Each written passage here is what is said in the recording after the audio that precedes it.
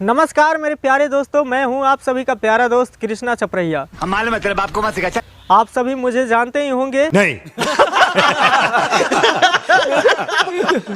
मेरे जितने भी दोस्त हैं वो सब जानते ही होंगे।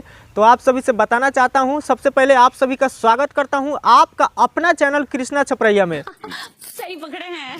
और आप सभी से बताना चाहता हूं कि मैंने फैशन को लेकर एक छोटा सा कॉमेडी लिखा है। अभी मजा आएगा ना भिड़ो। और आप सभी को आशा और विश्वास दिलाते हैं कि ये कॉमेडी आप लोग एक बार सुनिए, आपके दिल को छू जाएगा और आप लोग हंसते हंसते घर जाइएगा। अच्छा, हमको सिखा रिया है। तो चलिए शुरू करते हैं। हर की फैशन फाड़ के कपड़ा देहिया बाहर दिखावता, रोज नया फैशन आवता ना। फैशन फाड़ के कपड़ा देहिया बाहर दिखावता, रोज नया फैशन आवता ना।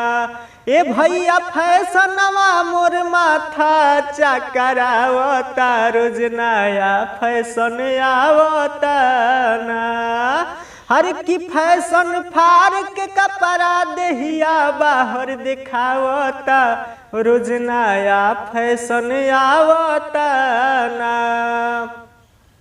अरे कि सुन सलवार कमीज या साड़ी कहाँ पसंद करी अब नारी।